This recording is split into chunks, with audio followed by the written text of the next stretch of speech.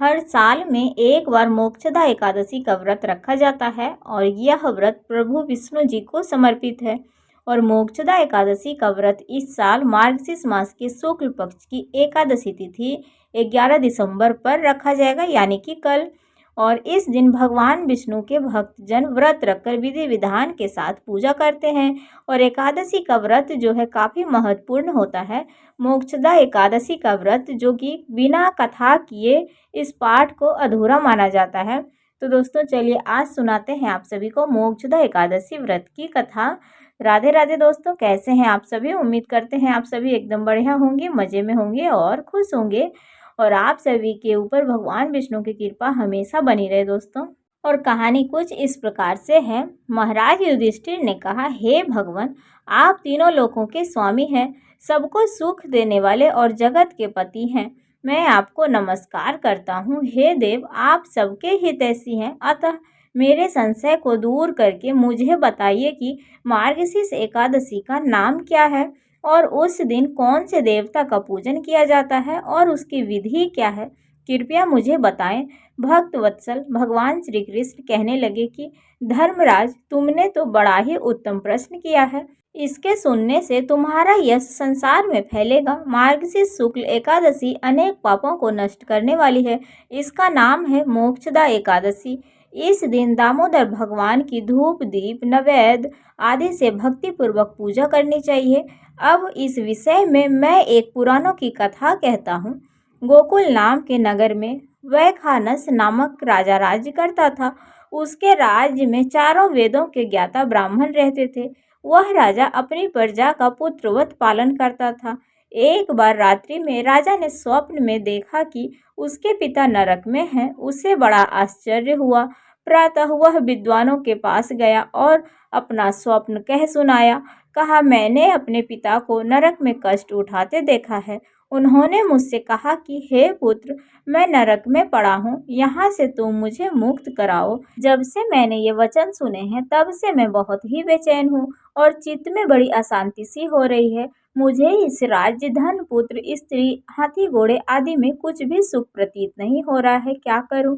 राजा ने कहा, हे ब्राह्मण देवताओं, इस दुख से मेरा सारा शरीर जल रहा है। अब आप कृपा करके कोई तप, दान, व्रत आदि ऐसा उपाय बताइए जिससे मेरे पिता को मुक्ति मिल जाए। उस पुत्र का जीवन व्यर्थ है जो अपने माता पिता का उद्धार ना कर सके। एक उत्तम पुत्र जो अपने माता पिता तथा पूर्वजों का उद्धार करता है वह 1000 मूर्ख पुत्रों से अच्छा है।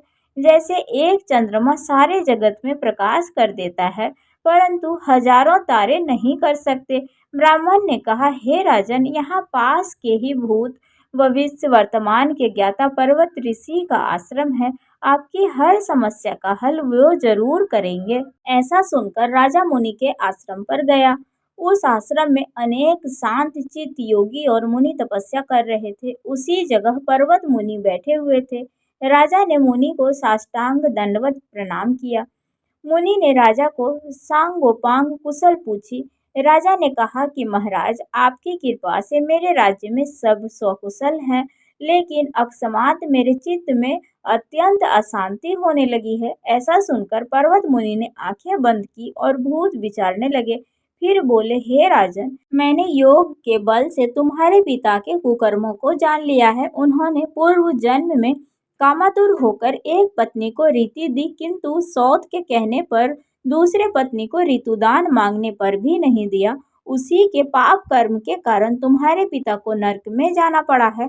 तब राजा ने कहा, इसका कोई उपाय बताइए। मुनि बोले, हे राजन, आप मार्गशीर्ष एकादशी का उपवास करें और उपवास के पुण्य को अपने पिता को संकल्प कर दें। इसके प्रभाव से आपके पिता की अवश्य नरक से मुक्ति होगी। मुनि की यह वचन को सुनकर राजा महल में आया और मुनि के कहने के अनुसार कुटुंब सहित मोक्षदा एकादशी का व्रत किया और इसके उपवास का पुण्य उसने अपने पिता को अर्पण कर दिया। इसके प्रभाव से उसके पिता को मुक्ति मिल गई और स्वर्ग में जाते हुए वो पुत्र से कहने लगे कि हे पुत्र, तेरा कल्याण हो। यह कहकर स्वर्ग को चले गए। मार्गशीर्ष मास की शुक्ल पक्ष की मोक्षदा एकादशी का व्रत जो करते हैं उनके समस्त पाप नष्ट हो जाते हैं। इस व्रत से बढ़कर मोक्ष देने वाला और कोई व्रत नहीं है।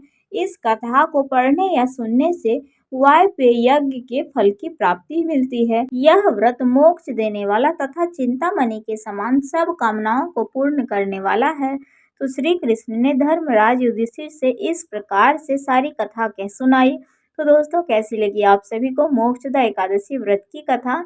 अगर अच्छी लगी हो तो वीडियो को लाइक ज़रूर कर दीजिएगा। चैनल पर जो भी नए आते हैं सब्सक्राइब, कमेंट, शेयर ज़रूर से कर दीजिएगा। और कल है एकादशी का व्रत, तो आप सभी को एकादशी व्रत की ढेर सारी शुभकामनाएं दोस्तों। तो चलिए मिलते हैं आप सभी से फिर से एक अगले वीडियो में। तब तक के लिए बाय बाय, राधे राधे, जय श्री हरि विष्णु।